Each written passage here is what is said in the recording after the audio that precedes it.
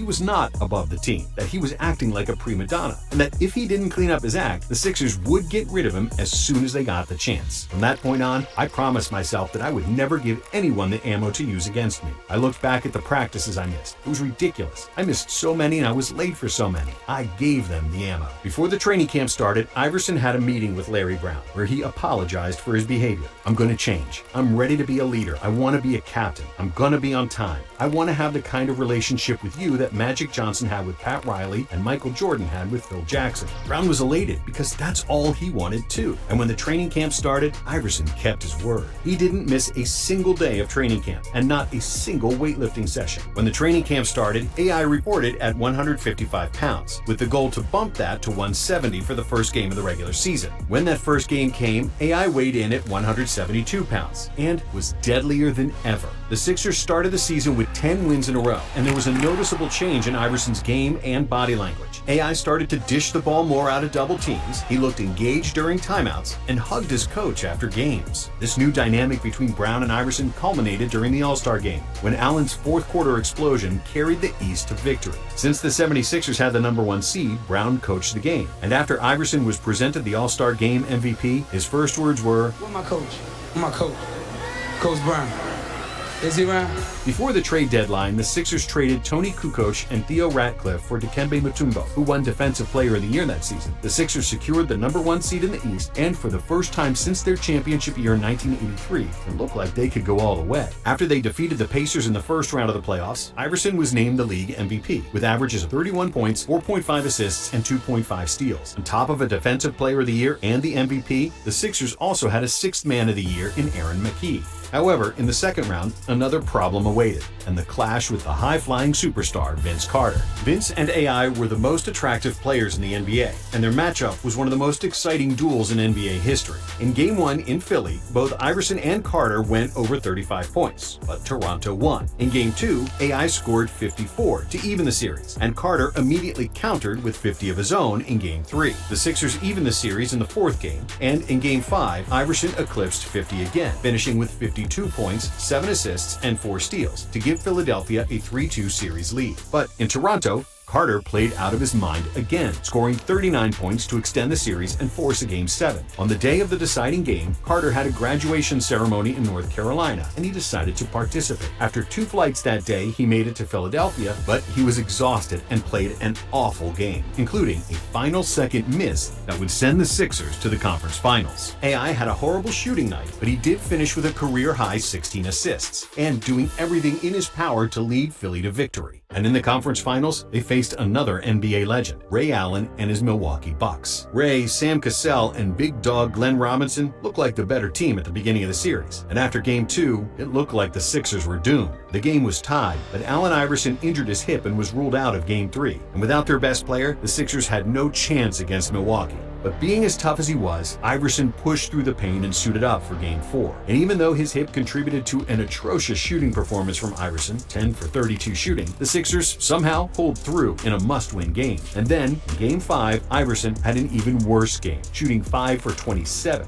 and scoring only 15 points. But he did have 9 rebounds and 8 assists, and the Sixers somehow eked out an 89-88 win. AI's scoring came back for Game 6, and he finished with 46 points. But the Sixers lost and were due for another Game 7. But when it was most important, Iverson played the best game of the series, finishing with 44 points and 7 assists to push the Sixers to the NBA Finals. After a decade of irrelevance and losing, the Sixers were on the brink of basketball immortality, reaching their first finals in 18 years. However, in the 2001 finals, there was a worst possible opponent. The Los Angeles Lakers, with prime Shaq and Kobe, didn't lose a single game on their way to the finals. But in Game 1, Allen Iverson was destined to change that. In the first half, Iverson played like a madman, torching Kobe and Derek Fisher for 30 points. However, in the second half, Phil Jackson decided to put in Iverson's doppelganger, Ty Lue. Leading up to the finals, Lue barely played. However, he was the only player on the Lakers fast enough to keep up with AI, and he did a fantastic job, holding Iverson to just 3 points in the final stretch of regulation. But then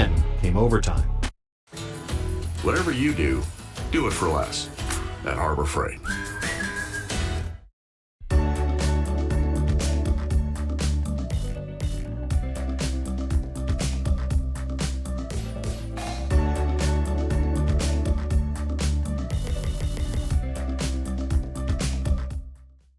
Iverson found his groove again, scoring 7 of the Sixers' 13 points, and his last shot became one of the greatest moments in NBA history. This deadly bucket was the epitome of Iverson's career.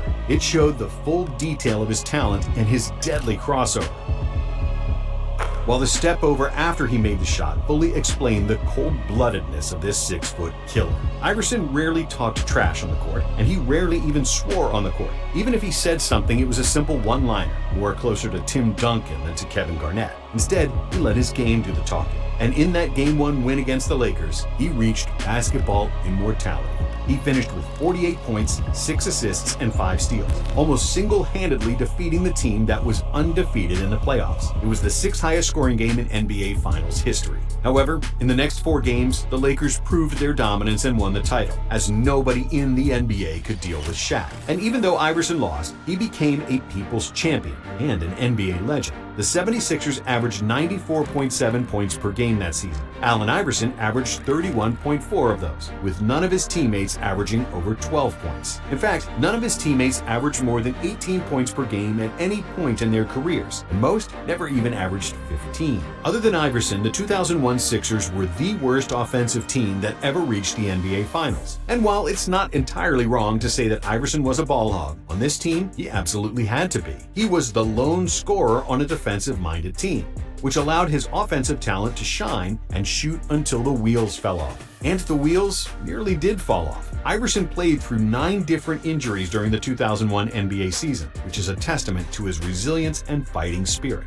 And yes, Allen Iverson won only 1 playoff series after 2001. Yes, he wasn't very efficient, especially by today's standards. And sure, he didn't like to practice. And the 2001 season was really the only season where he behaved like a professional and showed up on time. But as he said in that infamous press conference, maybe he didn't show up for practice. But come game time, this skinny little dude was willing to die on that court. And that's why he's still one of the most popular NBA players of all time. Thanks for watching Nonstop. If you like this one, there's plenty more where this came from. So click on this video next.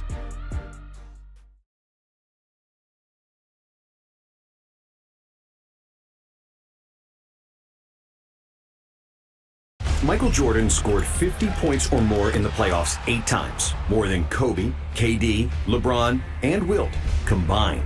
Jordan also had the most 40-point playoff games, more than Kareem, AI, Steph, and D-Wade put together. In fact, MJ is the only player in NBA history who had more 40-point career games than games where he scored less than 20 points. Jordan's godlike aura, brutal trash talk, and physical dominance put fear in opponents' hearts. And while they had to get a good night's sleep before facing the Bulls, Jordan could drink and smoke cigars before the game and still drop 40.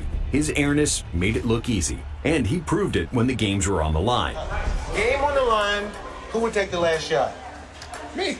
28 times Jordan scored the game-winning shot, including 7 game winners in the playoffs. And MJ wasn't just a scorer. He had the most first-team all-defense selections ever with 9. He's the all-time blocks leader by a guard and has the most seasons with over 200 steals, with 6. In 1989, when the Bulls lost their starting point guard, Coach Doug Collins made Jordan play the point, and he notched 10 triple-doubles in 11 games, averaging 30 points, 11 assists, and 9.5 rebounds per game. Between 1991 and 1996, MJ played 13 consecutive playoff series where he averaged more than 30 points per game, retiring with 6 rings, 5 MVPs, and a 6-0 record in the final. But despite his seemingly invincible legacy, Jordan did have some weaknesses. MJ led the NBA in field goal attempts 9 times during his 13 years in Chicago, and he was a bit of a ball hog, especially in his early career. Jordan also had some bad playoff games, and he certainly wasn't the most pleasant teammate.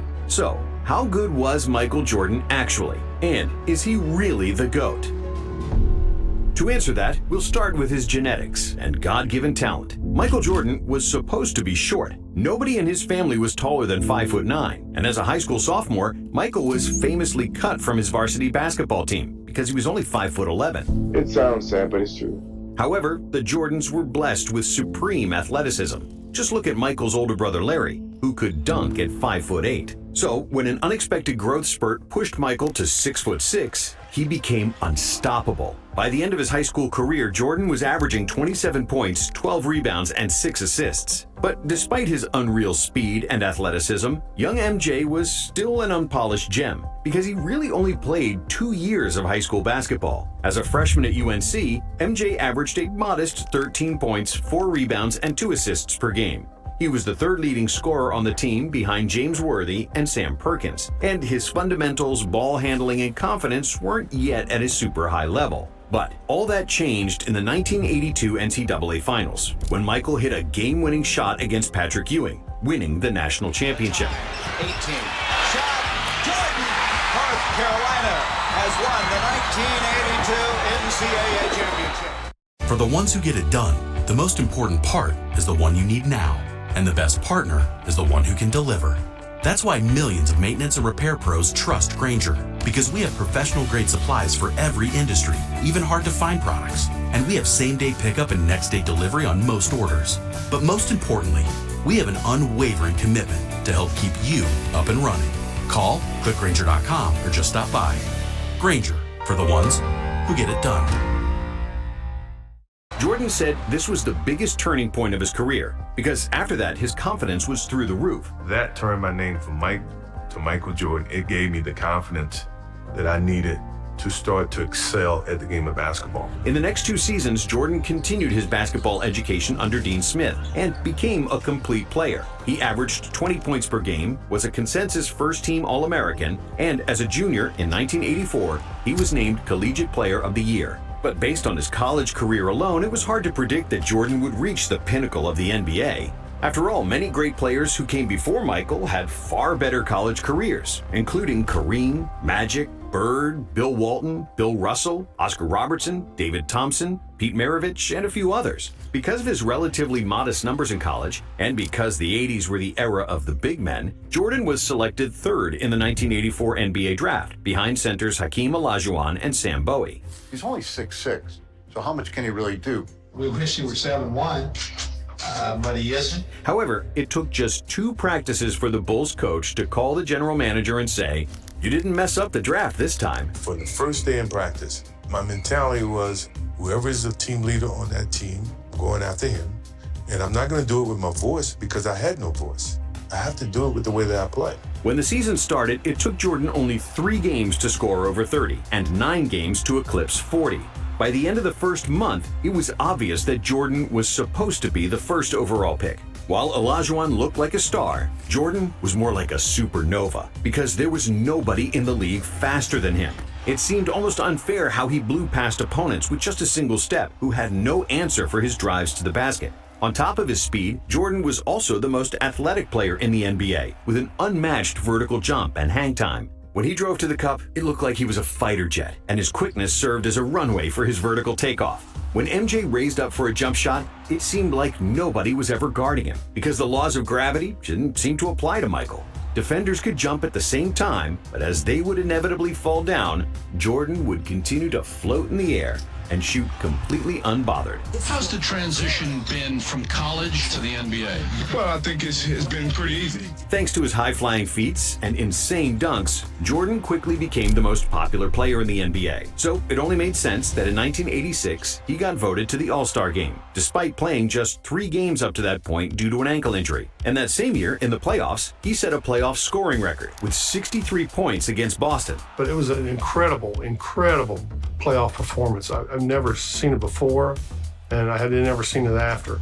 That wasn't Michael Jordan out there. It was God disguised as Michael Jordan. As if MJ wasn't doing enough already, in 1987, MJ led the NBA in scoring with 37 points per game, which was and remains the 5th best scoring output ever, behind only Wilt's insane scoring feats of the early 1960s. I just want the franchise and Chicago Bulls to be respected as a team. It's very hard for something like that to happen, but it's not impossible. Meanwhile, Jordan was miserable. Despite all the fame and individual accolades, he was always losing. In his first 3 seasons, MJ only won 1 playoff game, despite being the best player in the league. But after the Bulls GM Jerry Krause drafted Horace Grant and Scottie Pippen, his life would change forever. In 1988, MJ averaged 35 points on 54% shooting, with 6 rebounds and 6 assists, winning his first career MVP. Because he also led the NBA in steals with 3.2 plus 1.6 blocks per game, Jordan won the Defensive Player of the Year. And he is still one of only 5 players ever to win Defensive Player of the Year and MVP. And after the 1988 dunk contest against Dominique Wilkins, which is considered by many to be the best of all time, some people already started calling him the best player they have ever seen. That's got to be a 50. But none of that mattered, because the most important thing to Jordan was winning. And now with Pippen and Grant on the team, the Bulls had their first 50-win season since 1974. Chicago then finally advanced in the playoffs, winning the first round over the Cavaliers, with MJ averaging an insane 45 points per game. However, in the second round, a more experienced Pistons team defeated the Bulls pretty easily, 4-1. It was proof that individual greatness doesn't translate to playoff wins, a lesson Jordan had yet to learn. But that didn't make him any less entertaining to watch. In the 1989 season, Jordan hit his first legendary shot in the NBA, simply known as the shot. A shot on Elo. Good! The Bulls win! They win! Set the Cleveland Cavaliers! In the second round, the Bulls got past the Knicks, but they again fell victim to the Pistons, who bullied Jordan with their physicality. And in 1990, it was more of the same. MJ led the NBA in scoring and steals. He was super efficient, but the team couldn't get over the hump and get past the Detroit Pistons for a third consecutive year.